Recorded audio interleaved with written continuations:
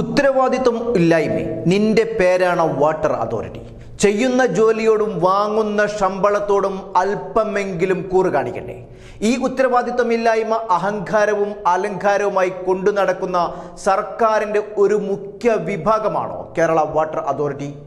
ഇങ്ങനെ പറയുന്നത് മറ്റൊന്നുമല്ല, തിരൂർ നഗരത്തിന്റെ ഹൃദയഭാഗമായ സെൻട്രൽ ജംഗ്ഷനിൽ കുടിവെള്ളം പാഴായി പോകുന്ന അതിദയനീയമായ കാഴ്ച കാണുവാൻ തുടങ്ങിയിട്ട് മാസങ്ങളായി. പ്രദേശത്തുള്ളവർ നിരന്തരം പരാതിപ്പെട്ടിട്ടും മാത്രവുമല്ല, ഈ വിഭാഗത്തിന്റെ ഏറ്റവും ഉന്നതിയിൽ നിൽക്കുന്ന തിരുവനന്തപുരത്തേക്ക് പോലും വിളിച്ചിട്ടും ഒരു അനക്കവുമില്ല.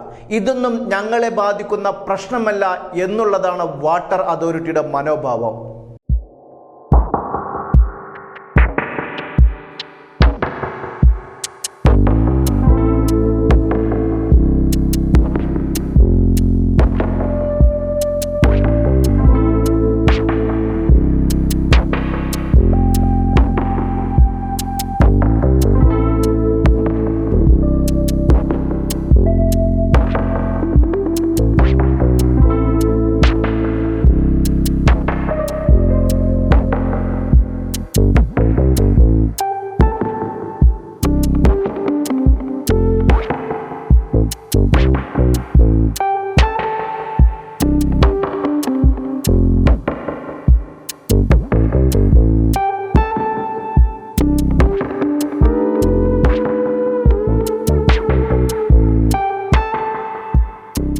ലോകത്ത് ഇനിയൊരു യുദ്ധമുണ്ടെങ്കിൽ അത് ഒരു പക്ഷെ കുടിവെള്ളത്തിന് വേണ്ടി ആയിരിക്കുമെന്ന് ചില ആളുകൾ പറയുന്നത് കേട്ടിട്ടുണ്ട്.